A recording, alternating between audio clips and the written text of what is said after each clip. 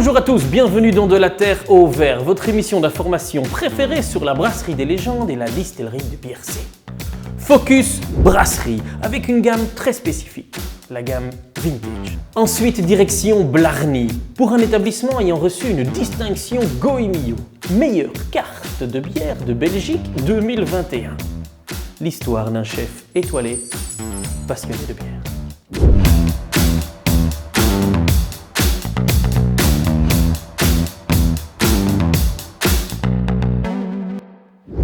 La gamme Vintage. C'est quoi? Le projet Vintage est né de la volonté d'élaborer à la brasserie des légendes des bières dites barriquées.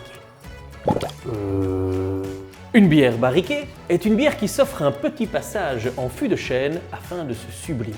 Après des années de fabrication en barrique, la révolution industrielle a amené les brasseurs à utiliser des fûts en inox, plus légers, plus solides, plus durables. Depuis quelque temps, certains brasseurs artisanaux prônent le grand retour de ces bières barriquées. Des notes boisées, des nouveaux arômes, des saveurs complexes. Voilà ce qui caractérise ces nouvelles bouteilles premium. Une tendance que nous vous proposons de découvrir. La bière barriquée est un type de bière artisanale, élaborée selon une fabrication spécifique qui consiste à amener et à placer le liquide houblonné en fût de bois. Mais des fûts et des tonneaux ayant servi précédemment à vieillir d'autres alcools, vins ou spiritueux, tels que le whisky, le rhum, le bourbon. Original. Parce que le fût va diffuser ces arômes d'alcool qui ont vieilli à l'intérieur. C'est ce qu'on appelle la mémoire du tonneau et la charge aromatique. Le vieillissement en barrique permet de développer les arômes. 2 mois déjà suffisent pour donner du goût. La patience paye. 3, 4 mois, 5 mois, 6 mois, parfois des années. Nous avons donc, à la brasserie des légendes, décidé de relever aussi ce défi. Nous l'avons appelé le projet Vintage. À l'origine, le mot vintage en énologie voulait dire millésime. Quoi de mieux pour nos bières millésimées? Nous avons donc décidé, au fur et à mesure du temps, de vieillir les bières de la brasserie des légendes dans différents foudres. Nous avons élaboré un chai dans notre brasserie à Elzel. Et nous y avons, depuis mars 2020, déjà élaboré 5 vintages différents. Nous avons commencé par barriquer de la quintine de Noël, vieillie en fût de cognac et de rhum, ainsi que la quintine nature, vieillie en fût de chardonnay. Vous n'allez déjà plus trouver ces bières, car toutes ces bières sont éphémères. Au dos de chaque étiquette, vous allez trouver le nombre de bouteilles existantes, ainsi que le numéro de série. À l'heure d'aujourd'hui, nous avons 2 vintages. Goliath blonde, vieillies toutes deux dans différents tonneaux de vin. Chardonnay Haute-Côte de Beaune, Pinot Noir Haute-Côte de Nuit. En utilisant des barriques ayant servi au vin, nous allons rechercher plus une acidité complexe. Si nous utilisons des barriques ayant contenu de l'alcool, on va aller chercher de l'accroche, de la force et de la rondeur. Vous allez trouver beaucoup de bières barriquées en 75 centilitres. Notre choix à nous s'est tourné vers le 33 centilitres, ce qui vous permet de goûter plusieurs choses en même temps. Les bières barriquées se réservent quand même à un public très aguerri pour la bière. Et donc soyez préparés, vous allez boire des choses que vous n'avez jamais bu avant. Pour une meilleure dégustation, je vous propose d'utiliser un verre à vin neutre pour une dégustation optimale. Je vais donc déguster avec vous notre vintage Goliath blonde, vieillie en fût de Pinot Noir Haute-Côte de Nuit, vieillie 6 mois en barrique.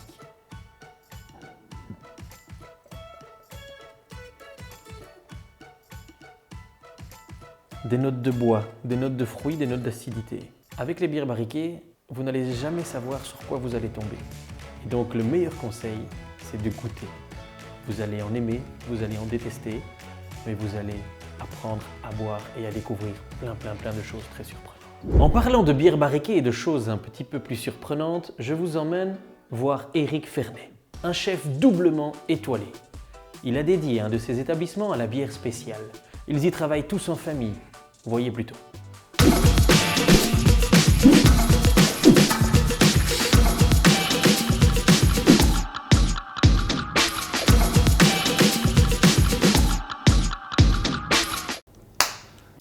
Un pied, s'il vous plaît. Éric Fernet, et on m'appelle Boss. Maxence Renard, et bon, pas vraiment de surnom, non. Eh bien, je suis donc le beau-père de Maxence. 42 ans. Moi, j'ai commencé à l'âge de 15 ans et j'aurai 35 ans l'été prochain.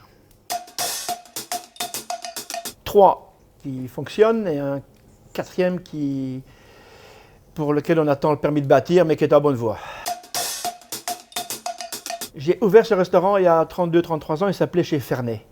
J'ai fait quelque chose qui est relaté à ma grand-mère. Donc ma grand-mère s'appelait Eugénie, donnant son nom de baptême, et toute sa vie on l'a appelée Émilie. D'Eugénie à Émilie, c'est introspectif par rapport à ma grand-mère. La Marelle, pour moi, c'est un concept un peu unique dans la région. On propose presque, je pense, 500 sortes de bières différentes en bouteille. On a 15 bières au fût. C'est mon joujou, c'est mon resto préféré. Au Faitout, on ne prépare que ce que j'aime manger. Par la passion. Dans mon cas, en tout cas, par la passion. Et en me lâchant complètement, en faisant la cuisine comme j'aime la manger et comme je voulais la faire, je me suis lâché. Deux choses, je pense. Il faut avoir le bon goût et puis le désir de faire plaisir aux clients. Tout simplement, on a repris le nom qui existait de toujours. Puis là, il y a une petite anecdote. La Marelle, c'était un restaurant et c'était une école. Et le patron de la Marelle était mon prof de cuisine. Je suis venu ici à l'école. C'est plus que ça, c'est que c'est 7 jours sur 7. On partage énormément de moments professionnels ensemble. Puis ça passe par beaucoup de discussions aussi, parce qu'il y a une différence de génération. Mais voilà, comme vous dit bon beau-père, on est en apprentissage pour être patron un jour. Donc. Alors, je suis un très grand fan de gueuses. C'est un sujet de discorde entre nous. Je n'arrête pas de lui dire achète des gueuses. C'est le produit donc, belge par excellence qui a la plus de similitude avec le vin. Ça évolue en permanence, la gueuse. Donc c'est très, très comparable au vin, au grand champagne, au vin blanc. Et donc je n'arrête pas de le répéter. Bah, il m'écoutera un jour, j'espère. Il y a de la place pour les mettre en plus. Oui, la Marelle a reçu le prix donc, de plus belle carte des bières de Belgique au Goemio dans cette année. Très belle reconnaissance. Je pense, ouais, au niveau, la plus belle peut-être, je vais dire, au niveau national. C'était sûr que c'était un objectif qu'on avait au coin de la tête. Faitout, il y a un bière gourmand depuis... je ne sais pas exactement, mais je dirais 20-25 ans. Et puis le Faitout a été brasserie de l'année Goemio. Ça, c'est comme une étoile Michelin. Non, ma femme ne serait pas d'accord, je pense.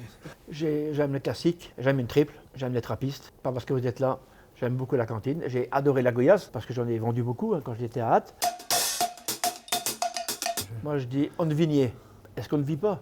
Est-ce que tout ne va pas bien? Vous êtes bien informé. Et j'ai travaillé pour des patrons de la place de Mons, dont un monsieur qui s'appelait Ackermann. Et lui, il a fait sa fortune à l'époque avec les friteries à Walibi. C'est inimaginable. On n'avait pas de pelle pour remplir les paquets. On prenait 2 paquets, on faisait comme ça, on se couvait et on envoyait les paquets comme ça. C'était une expérience extraordinaire. De Niro. Oh. Gladiator. Top Gun. Joe Dassin dans Les Yeux d'Émilie. Un chicon. Un vol au vent, une bouchée à la reine. Un Von Romané, Croparentou, si possible 90, de chez Emmanuel Rouget.